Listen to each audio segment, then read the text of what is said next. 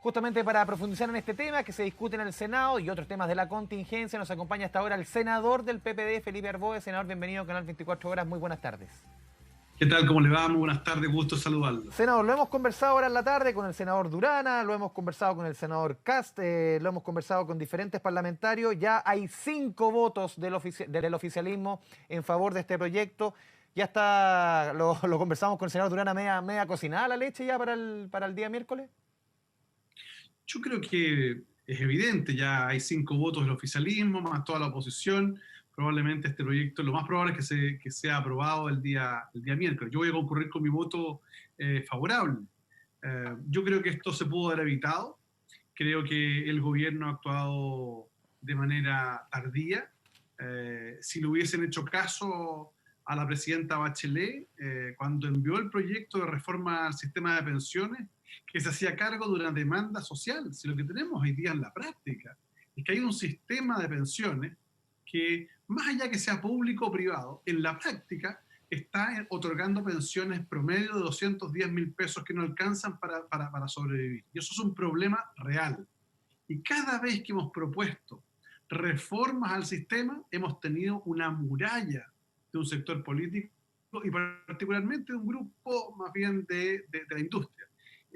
Yo no tengo este prejuicio de que todo tiene que ser del Estado. Me da lo mismo si la pensión la paga el Estado o la paga un privado, en la medida que sea una pensión que alcance y que sea adecuada. Y hay que hacer un conjunto de reformas. Si el gobierno hubiese estado disponible para avanzar en reformas estructurales en esta materia, déjeme decirle, no habríamos llegado a este punto, porque, para ser muy claro, esta no es una medida técnicamente adecuada, porque al final del día le endosa a los trabajadores, digamos, pagar con sus ahorros una crisis que debió haber sido financiada, a mi juicio, íntegramente con los recursos públicos que todos los gobiernos han ahorrado para estos momentos. Era ahora cuando se requería no estar regateando 20, 25, 30 mil pesos como ha hecho el Senador. Ministerio de Hacienda y haber ayudado directamente a la clase media. Sería desesperación, hay hambre muchas veces en diferentes regiones del país. Lo han dicho muchos parlamentarios de la oposición que no es una idea técnicamente adecuada. En ese camino, ¿usted es de la idea de o presentaría indicaciones o es de aprobar el proyecto tal como está, que sea universal a los 11 millones de afiliados al sistema de pensiones?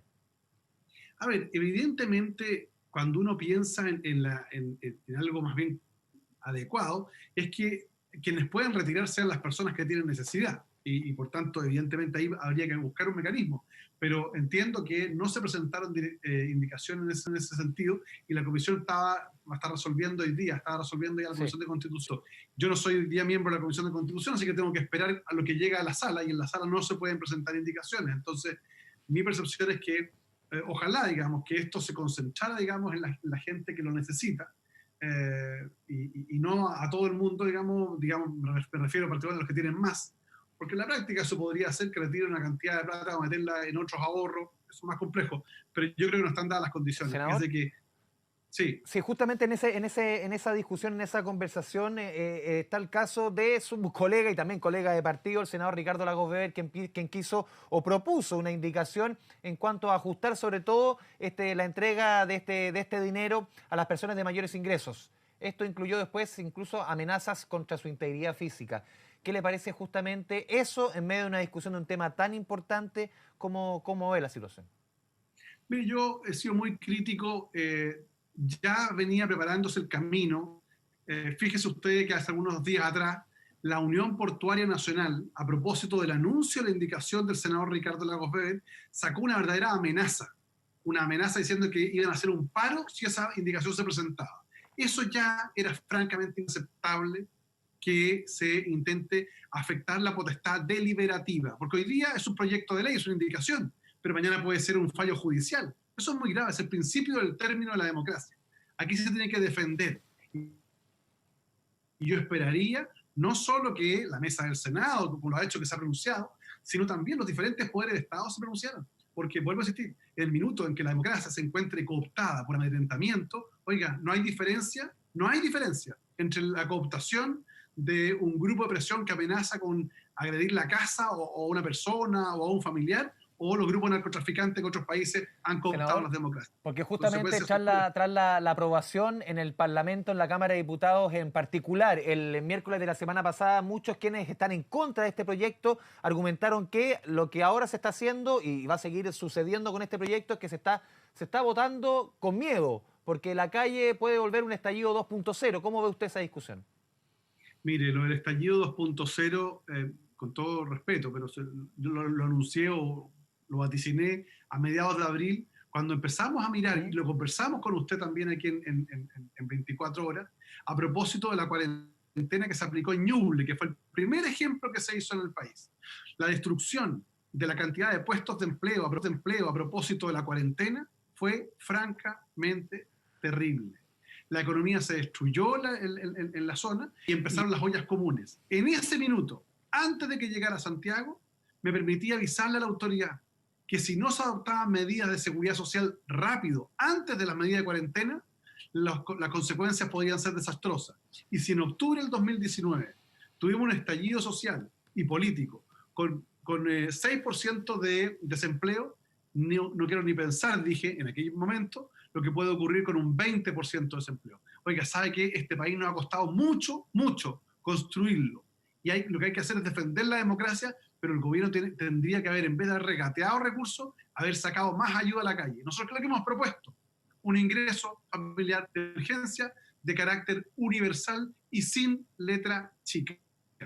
Es clave, la clase media está hoy día agobiada. Y cuando el gobierno le dice, oiga, le damos un crédito blando a 4 años, perdón, un crédito es un crédito. El que no lo paga, Badicón, usted bien lo sabe, cuando una persona adquiere un crédito, copa su capacidad de deuda para otras cosas.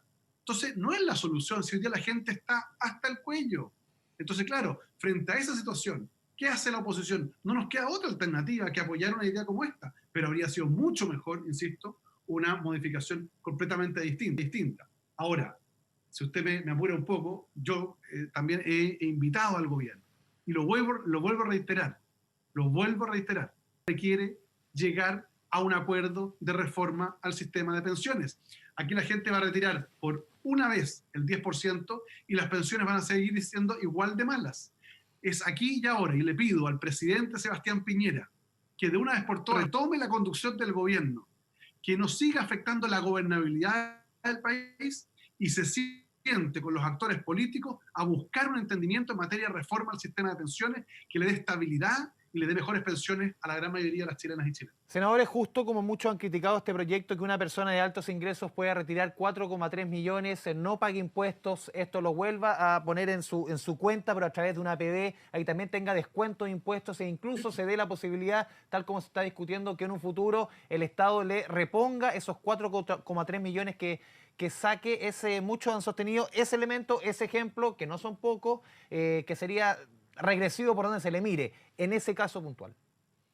Bueno, evidentemente. Eso es lo que planteó el senador Ricardo Lagos Weber y que alguna gente quiso interpretar como que era letra chica. No, era justamente beneficiar a los que necesitan y no privilegiar a los que más tienen o más tenemos para incluirnos, digamos. Entonces, yo lamento que al final del día estemos en una discusión que tiene poco de racionalidad. Aquí insisto, el tema de fondo es cómo se debaten proyectos y cómo el gobierno actúa de manera oportuna y eficaz frente a una necesidad real, que es que hay gente que está pasando hambre, hay gente que está perdiendo sus viviendas, producto que no puede pagar sus créditos, y hay cientos, por no decir miles, de pequeñas empresas que de no ampliarse o prorrogarse el beneficio de la suspensión laboral, mi percepción es que van a ir a quiebra, porque ni siquiera van a tener plata para pagar los finiquitos. Y eso es un drama social. Por eso es que hemos insistido en que hay que actuar rápidamente y de manera ordenada.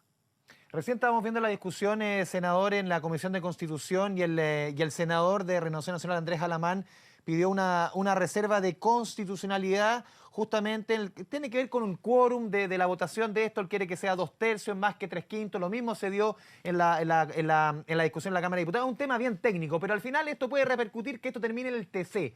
¿Cómo vería usted la posibilidad de que esto termine en el Tribunal Constitucional? ¿Qué repercusiones puede tener eso a nivel país? Bueno, eso va a terminar probablemente en el Tribunal Constitucional. De hecho, el ministro de Hacienda así lo ha esbozado en reiteradas oportunidades, también un grupo de senadores de derecha lo han dicho, y bueno, al final lamentablemente vamos a terminar que la política pública la va a decidir no el Parlamento, no el gobierno, sino un tribunal constitucional que además tiene una integración eminentemente política. Entonces yo creo que no es lo adecuado. Por eso es que en su oportunidad, cuando Chile vivió un momento muy difícil para su democracia, allá esa madrugada del 15 de noviembre, me jugué por hacer un acuerdo, por articular un acuerdo constitucional para dar una salida, porque no es posible que al final del día la gente elija representantes, buenos o malos, son sus representantes, y le enmiende la plana un tribunal al que nadie ha elegido, sino que ha sido designado con criterios estrictamente políticos. Porque también hay otros que han criticado, perdón, senador, que aquí hay dos poderes ejecutivos, uno en la moneda y otro en el Parlamento.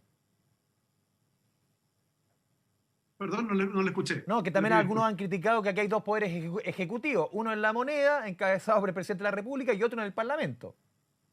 Bueno, yo creo que es muy importante, y ahí usted ha dado un elemento clave, yo creo que es muy importante respetar las normas constitucionales y legales. Y creo que eso es fundamental. Yo puedo no estar de acuerdo con un conjunto de normas de la Constitución, pero tengo que respetarla hasta que esté vigente. Bueno, por eso me he jugado por una nueva Constitución y exigiré que la nueva Constitución, que espero que salga de un gran acuerdo, también sea respetada por todos los actores, que es la forma de ir relacionando. Pero seamos muy claros, le hemos planteado al Ejecutivo, y lo digo además habiendo sido un senador que ha colaborado en la lógica de los acuerdos, en materia de seguridad y en un conjunto de otras materias. He pagado hartos costos en mi sector por eso, pero con esa misma fuerza quiero decirle que hemos encontrado un gobierno extremadamente dogmático. Como dije el otro día, aquí lo que está ocurriendo es que el gobierno sigue dando argumentaciones técnicas a una discusión que hoy día es eminentemente social y política. Ellos esgrimen o responden en Excel algo, como dije, que tenía que discutirse en Word, de contenido. Y parte de la capacidad de la gobernabilidad tiene que ver con percibir adecuadamente la naturaleza y la profundidad de las crisis. Y yo creo que Chile está viviendo una crisis de gobernabilidad muy fuerte. Senador, tenemos que ir cerrando. Le agradecemos al senador Felipe Arboe del PPD esta conversación con Canal 24 Horas. Muy buenas tardes. Buenas gracias a usted, y solo reiterar el llamado al presidente de la República a un gran acuerdo en reforma a las pensiones para que este país le vaya bien y tenga más paz social. Gracias, senador. Buenas tardes. Hasta luego.